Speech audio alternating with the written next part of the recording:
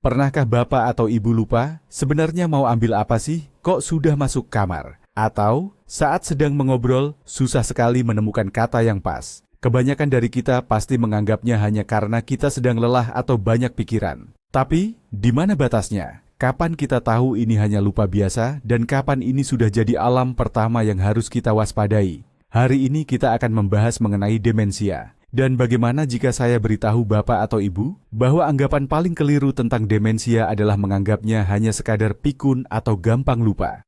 Kesalahan pemahaman inilah yang membuat ribuan orang gagal menyadari gejala awalnya yang sebenarnya. Dalam video ini, kita akan bahas tuntas soal demensia dengan bahasa yang mudah dicerna. Apa sih demensia itu sebenarnya? Apa saja gejala awal yang sering diabaikan? Dan yang paling penting, apa yang bisa kita lakukan mulai sekarang untuk menjaga kesehatan otak kita?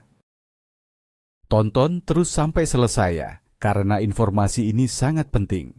Mari kita mulai dari hal yang paling mendasar. Sebenarnya, apa itu demensia? Banyak orang mengira demensia itu penyakit spesifik, seperti flu atau diabetes. Padahal, anggapan itu kurang tepat. Demensia itu bukan penyakit tunggal, melainkan sebuah sindrom. Maksudnya, demensia adalah istilah umum untuk sekumpulan gejala yang muncul akibat adanya kerusakan pada otak. Coba bayangkan, otak kita ini ibarat komputer yang sangat canggih dan kuat. Nah, demensia ini bukan hanya sekadar error di satu program saja. Ini adalah kerusakan sistemik yang lambat laun merusak hard disk atau tempat penyimpanan data, RAM atau memori jangka pendek, bahkan sampai prosesor atau kemampuan berpikir. Akibatnya, penderitanya tidak hanya kehilangan ingatan saja, tetapi juga kemampuan untuk bernalar, mengambil keputusan, mengenali lingkungan, bahkan kesulitan mengendalikan emosi mereka. Penyebab paling umum dari kerusakan ini memang penyakit Alzheimer, tapi itu bukan satu-satunya. Memahami hal ini adalah langkah awal yang sangat penting untuk kita bisa menyikapi masalah ini dengan benar. Nah, hal pertama yang harus kita pahami, demensia itu bukan penuaan yang normal. Iya, wajar saja, seiring bertambahnya usia, kita semua memang jadi agak lambat, lebih susah mengingat informasi baru, dan mungkin lupa siapa nama artis di film lama. Itu hal yang biasa. Perbedaan utamanya adalah, kalau penuaan itu normal, perubahan-perubahan tadi tidak mengganggu kita untuk menjalani hidup yang mandiri dan normal. Kita masih bisa mengatur uang belanja, memasak, dan santai ngobrol dengan teman-teman. Sementara demensia, itu sudah proses yang patologis atau proses penyakit. Sifat pelupaannya jadi sangat parah, sampai-sampai mulai merusak kehidupan sehari-hari. Orang bisa lupa bagaimana cara menggunakan telepon, atau bahkan tersesat di lingkungan rumahnya sendiri. Ini adalah perbedaan yang sangat mendasar. Coba Bapak atau Ibu bayangkan dua jalan. Satu itu jalan turunan yang sangat landai, itu simbol penuaan normal. Sementara yang satunya lagi adalah jurang yang sangat curam. Nah, jurang yang curam ini, itulah demensia.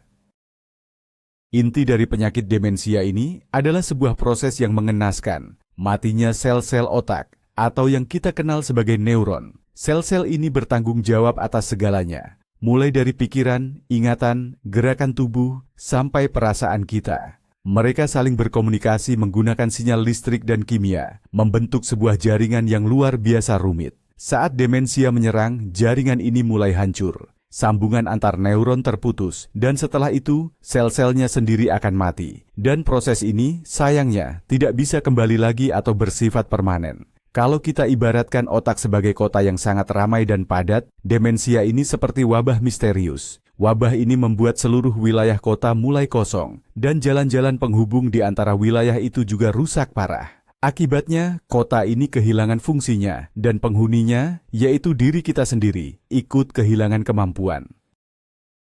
Jenis-jenis demensia yang berbeda biasanya menyerang wilayah otak yang berbeda pula, dan inilah yang menjelaskan mengapa gejala yang dialami setiap penderita bisa berbeda-beda. Perlu dipahami bahwa istilah demensia adalah sebuah istilah payung. Di bawah payung besar ini, terdapat lebih dari 100 jenis penyakit yang berbeda. Yang paling dikenal dan paling umum diantaranya adalah penyakit Alzheimer.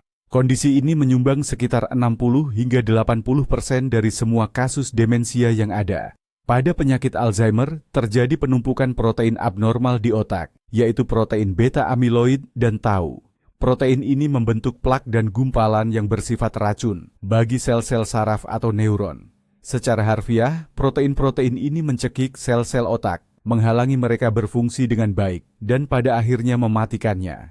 Namun, ada juga bentuk demensia lain. Contohnya adalah demensia vaskular, yang merupakan jenis kedua yang paling umum.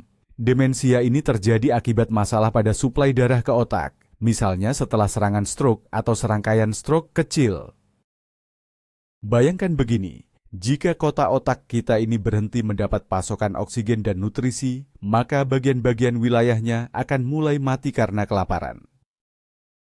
Selain demensia Alzheimer dan demensia vaskular, ternyata masih ada jenis-jenis lain yang mungkin belum sering kita dengar. Misalnya, yang disebut demensia badan Lewy. Pada kondisi ini, di dalam sel-sel otak terbentuk gumpalan protein yang tidak normal. Gumpalan inilah yang kita sebut badan Lewy. Jenis ini seringkali menunjukkan gejala yang mirip dengan penyakit Parkinson, seperti tangan yang gemetar atau gerakan tubuh yang kaku. Yang khas dari kondisi ini adalah seringnya muncul halusinasi visual yang sangat jelas. Penderitanya mungkin melihat orang atau bahkan hewan yang sebenarnya tidak ada di sana.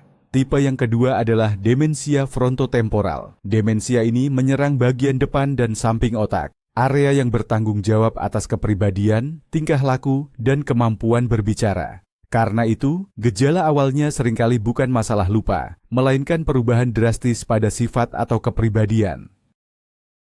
Contohnya tiba-tiba menjadi kasar, sangat impulsif, atau justru jadi sangat pasif dan apatis. Bagi dokter sangatlah penting untuk mengetahui jenis demensia yang dialami pasien, karena hal ini sangat menentukan bagaimana pendekatan pengobatan dan perawatannya nanti.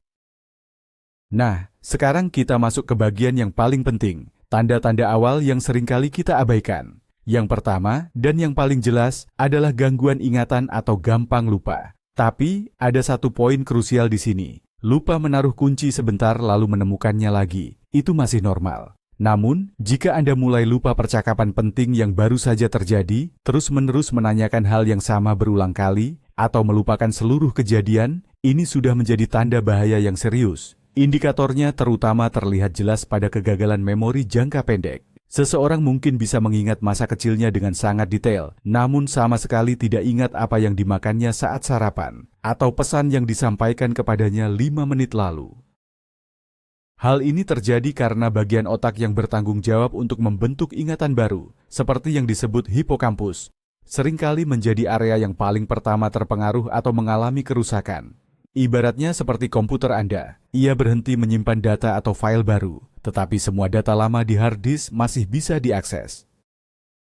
Tanda awal kedua yang seringkali kita abaikan adalah kesulitan mengatur rencana dan mencari jalan keluar dari masalah.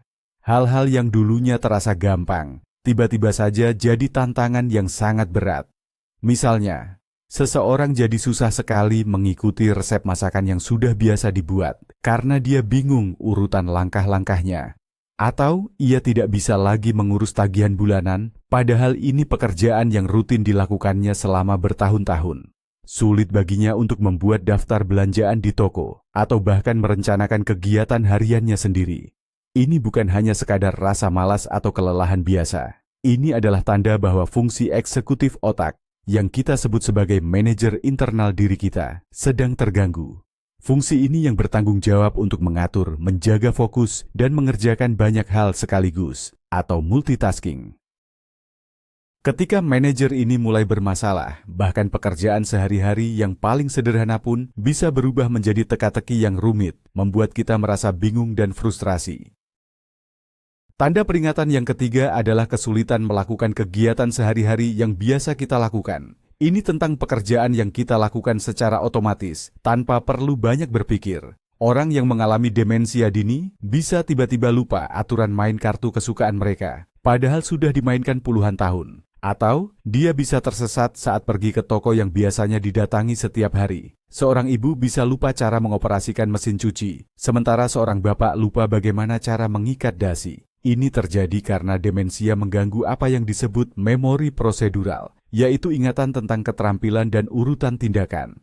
Otak seolah-olah kehilangan petunjuk langkah demi langkah untuk hal-hal yang sudah biasa dilakukan. Ini adalah pengalaman yang sangat menakutkan bagi penderitanya sendiri. mereka mulai merasa tidak yakin dan tidak mampu di rumah mereka, di lingkungan yang padahal sudah sangat mereka kenal.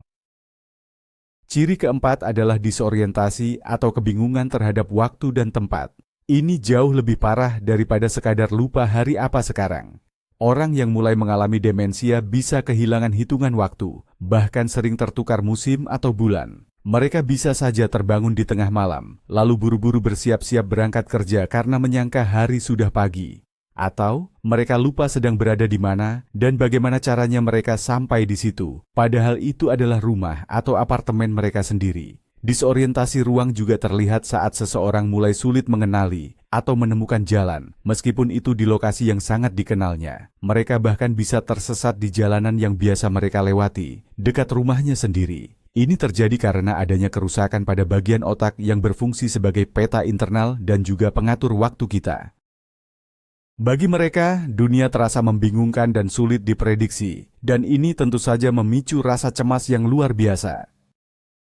Gejala kelima yang mungkin tidak langsung terlihat adalah gangguan pada penglihatan dan kemampuan memahami ruang. Ini bukan sekadar tentang mata yang kabur atau butuh kacamata baru. Ini lebih kepada bagaimana otak memproses atau menafsirkan informasi visual yang diterima mata. Penderita mungkin kesulitan membaca karena melihat barisan tulisan seolah-olah bergerak atau meloncat. Mereka juga sulit memperkirakan jarak, misalnya saat menuang air. Airnya bisa tumpah dan meleset dari gelas. Kadang mereka kesulitan membedakan warna, atau bahkan tidak mampu lagi mengenali wajah orang-orang yang dikenalnya. Bahkan, mereka bisa tidak mengenali bayangan mereka sendiri di cermin. Ingat, ini bukan masalah mata. Ini adalah masalah pada prosesor di dalam otak yang bertugas mengolah semua informasi visual. Bayangkan jika kamera ponsel Anda berfungsi dengan baik, namun aplikasi pengolah fotonya rusak dan malah menghasilkan gambar yang terdistorsi atau aneh. Kurang lebih, itulah yang terjadi di kepala orang yang mengidap demensia. Tanda awal keenam ini berkaitan erat dengan kemampuan bicara dan komunikasi. Penderitanya akan mulai kesulitan untuk mempertahankan alur percakapan. Ia bisa tiba-tiba berhenti di tengah kalimat, lalu lupa sama sekali apa yang sedang dibicarakan. Ia juga akan sangat sulit mencari kata yang tepat. Alih-alih mengucapkan kata jam tangan, ia mungkin akan menggantinya dengan deskripsi seperti benda di tangan ini yang menunjukkan waktu. Kosakata yang ia miliki pun semakin berkurang dan bicaranya menjadi sering tersendat-sendat. Tak jarang ia mengulang cerita atau pertanyaan yang sama berkali-kali karena tidak ingat bahwa ia sudah pernah membicarakan hal tersebut. Akibatnya, berinteraksi dengan orang lain menjadi sebuah beban atau tantangan berat baginya. Mereka pun mulai menghindari perkumpulan sosial dan memilih menarik diri, dan hal ini justru akan memperparah kondisi. Hal ini terjadi karena demensia menyerang pusat bicara di otak, merusak kemampuan kita untuk mengungkapkan pikiran dan memahami orang lain. Dan yang ketujuh, dan ini mungkin yang paling menyakitkan bagi keluarga, adalah perubahan drastis pada kepribadian dan suasana hati. Orang yang kita kenal baik seumur hidup, tiba-tiba menjadi sangat berbeda. Yang biasanya supel dan ceria, bisa mendadak jadi pendiam dan cuek. Yang tadinya tenang dan bijaksana, malah bisa berubah menjadi pencuriga, gampang cemas, bahkan agresif. Perubahan moodnya juga bisa sangat mendadak tanpa alasan yang jelas. Sebentar dia tertawa, sebentar kemudian dia sudah menangis. Dia juga bisa jadi tidak peduli lagi pada hal-hal yang dulu dia sukai, bahkan sampai meninggalkan hobinya. Semua perubahan ini terjadi karena adanya kerusakan pada bagian depan otak, lobus frontal, yang seharusnya mengendalikan emosi dan perilaku sosial kita. Seringkali anggota keluarga berpikir bahwa orang ini melakukan semua ini dengan sengaja, seolah-olah ingin menjengkelkan. Padahal sebenarnya dia sudah tidak bisa mengendalikan perilakunya sendiri. Ini bukan kemauan dia, tapi ini adalah penyakit yang berbicara. Baik, sekarang mari kita bahas mengenai penyebab dan faktor-faktor risikonya. Faktor risiko yang paling utama dan tidak bisa kita hindari adalah usia. Semakin bertambah usia kita, semakin tinggi juga kemungkinan kita terserang demensia. Setelah usia 65 tahun, risiko ini kira-kira akan berlipat ganda setiap 5 tahun. Tapi ini yang penting untuk diingat. Demensia bukanlah penyakit yang pasti datang seiring penuaan. Kebanyakan lansia tidak menderita demensia. Usia hanyalah faktor yang meningkatkan kemungkinan, bukan penyebab langsung. Faktor kedua yang juga tidak bisa diubah adalah genetika atau faktor keturunan. Jika Anda memiliki kerabat dekat yang menderita penyakit Alzheimer, risiko Anda sedikit meningkat. Ada gen tertentu, misalnya gen APOE4, yang diyakini berhubungan dengan risiko yang lebih tinggi. Namun, memiliki gen yang bermasalah sekalipun tidak berarti Anda pasti akan sakit. Ini hanyalah satu dari banyak faktor dalam perhitungan kompleks kesehatan otak kita.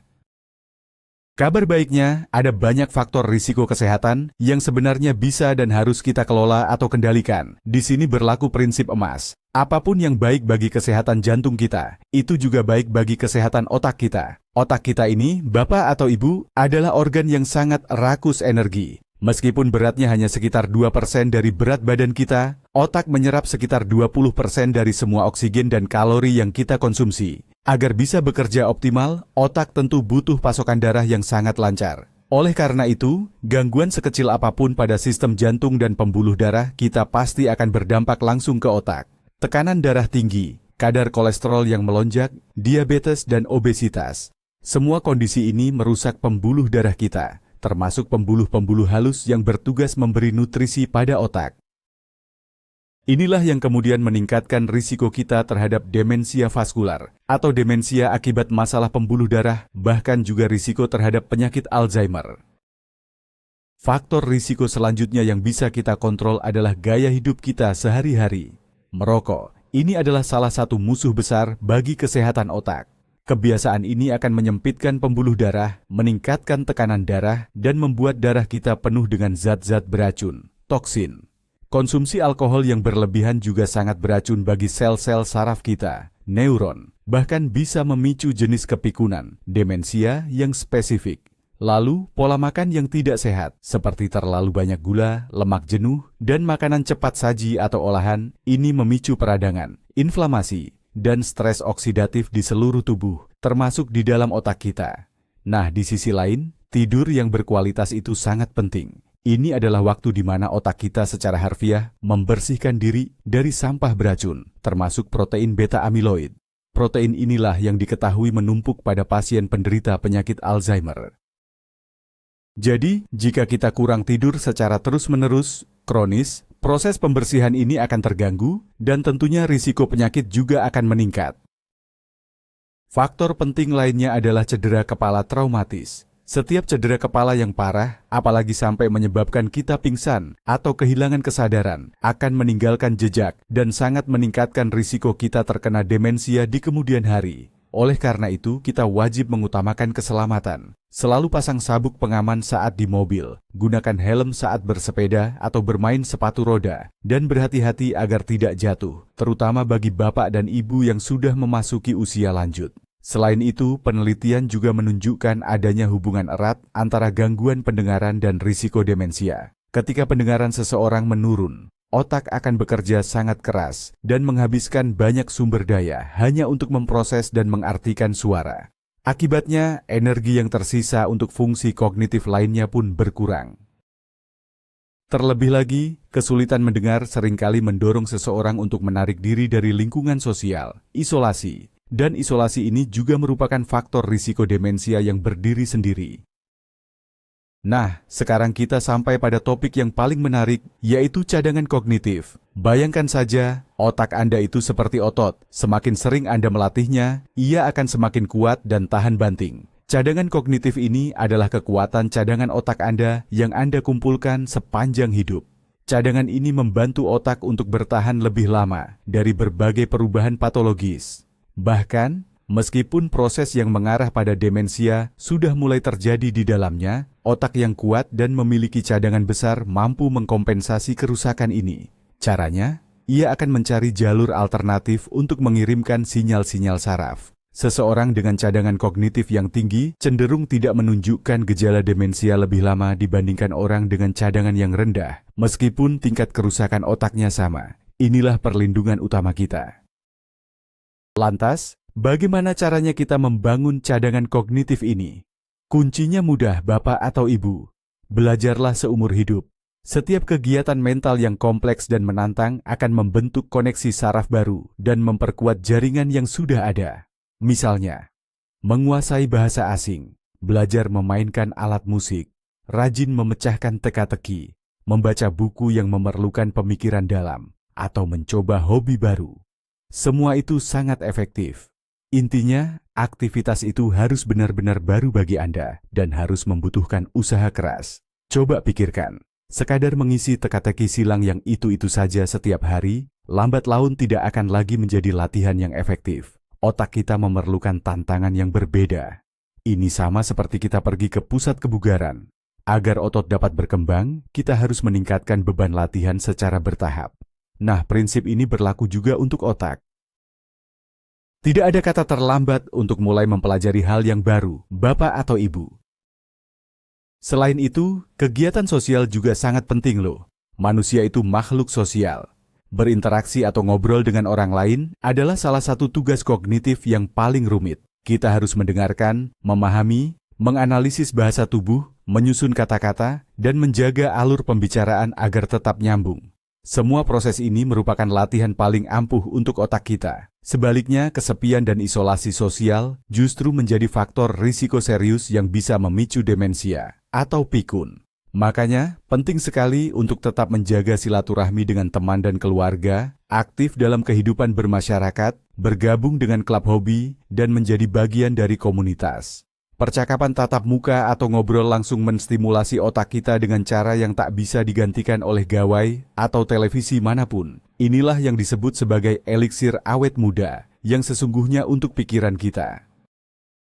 Sekarang, mari kita bicara soal aktivitas fisik. Ini mungkin cara paling ampuh dan terbukti untuk menurunkan risiko pikun atau demensia. Saat kita bergerak, jantung kita akan memompa lebih banyak darah yang kaya oksigen ke otak.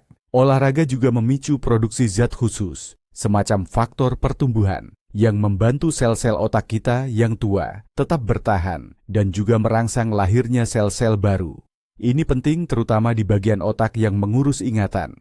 Aktivitas yang rutin juga membantu kita mengontrol berat badan, tekanan darah, dan kadar gula. Artinya kita sekaligus melawan faktor-faktor risiko penyakit lain. Tidak perlu kok sampai harus jadi atlet olimpiade. Cukup luangkan waktu 150 menit, yaitu sekitar 2,5 jam, untuk aktivitas aerobik ringan sampai sedang dalam seminggu. Ini bisa berupa jalan kaki cepat, berenang, menari, atau bersepeda. Yang paling utama dan terpenting adalah dilakukan secara teratur atau rutin. Tentu saja, kita perlu bicara soal makanan. Ya, sebenarnya tidak ada itu yang namanya satu diet sakti atau ajaib yang bisa langsung menghilangkan demensia. Tapi, hasil penelitian menunjukkan bahwa pola makan tertentu bisa sangat membantu menurunkan risiko itu.